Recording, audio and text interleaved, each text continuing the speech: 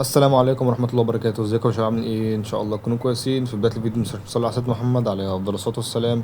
في الفيديو ده يا شباب احنا هنتكلم عن الفريمات، وهل الفريمات زادت، وهل اداء الايباد حلو، والدنيا ماشيه ازاي في الابديت الجديد، التحديث الجديد اللي هو تحديث 3.9، تحديث المتحولون او الترانسفورمرز. فهنشوف الاداء عامل ازاي، وهنشوف فريمات، وهل فعلا في فريمات زادت او لا.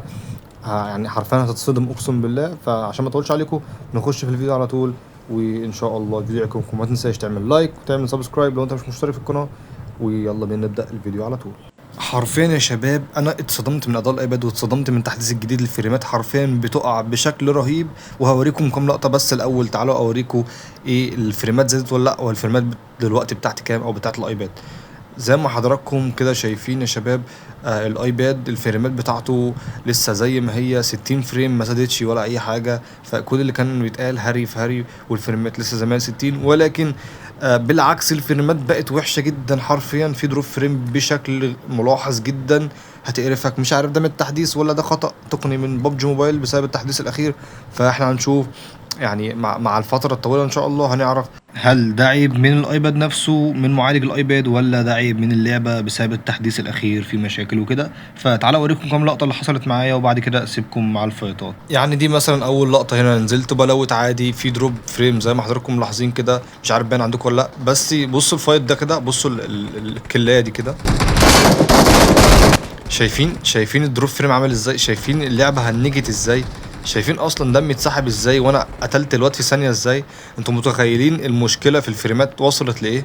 يعني انا مش بجد مش متوقع ان الفريمات تعمل كده. طب احنا نجيب ايه تاني عشان نلعب عليه ببجي موبايل؟ راح بينا على فين يا ببجي؟ حرفيا يا جدعان اقسم بالله انا زهقت من اللعبه دي. اللعبه دي عايزه جهاز فضائي مكوك عشان تشغلها، انا مش فاهم. طب سيبكم من اللقطه دي، نخش على اللقطه التانيه. بصوا كده، هنا انا كنت نازل ابش على واحد، وبالفعل لقيت واحد ونوكته زي ما حضراتكم هتشوفوا دلوقتي. انا نوكته دلوقتي وجبته وفنشته، وفريمات برضو بتقطع. يعني انا بص يا دوبك لمحت الواد ده، هو نط وجابني في ثانيه. يعني انتوا شايفين الفريمات؟ شايفين الفريمات عامله ازاي؟ طيب يعني دي لقطه تانية. احب اوريكم برضو لقطه تالتة بس عشان تصدقوا ان المشكله دايما بتبقى ساعات من ببجي قبل المعالج او قبل الايباد نفسه، فاهميني؟ يعني مثلا هنا صاحبتي وقعت نوك، وانا كنت رايح، المفروض ان انا رايح افزع لها او رايح الحقها قبل ما العيال يموتوها. بس زي ما حضرتك هتشوف دلوقتي الايباد هيعمل ازاي، او اللعبه ذات نفسها هتعمل ازاي. فانت هتتصدم والله من اللي هتشوفه. اتفرج.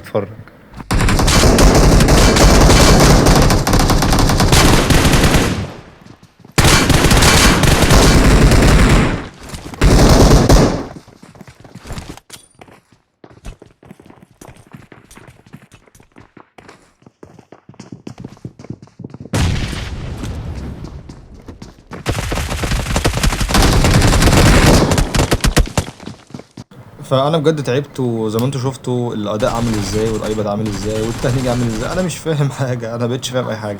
بس انا حبيت اوضح لحضراتكم عشان في ناس كتير سالت بعد الابديت الجديد او بعد التحديث الجديد بتاع ترانسفورمرز المتحولون بتاع ببجي موبايل، هيبقى الفريمات كام، والايباد ده عامل ازاي. فانا حبيت اعمل لكم الفيديو البسيط الجميل ده ان شاء الله.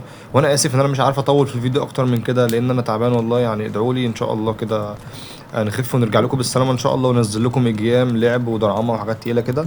فباذن الله ما تنسوش، اللي محتاج اي حاجه يكلمني في الكومنتات وهرد عليكم ان شاء الله. وحتى لو الامر تطلب ان انا اعمل لكم فيديو وانا تعبان، عينيا ليكم والله يا اخواتي، يا احلى شباب في الدنيا. ما تنساش تدعمني بلايك، وتدعمني باشتراك لو انت مش عامل اشتراك.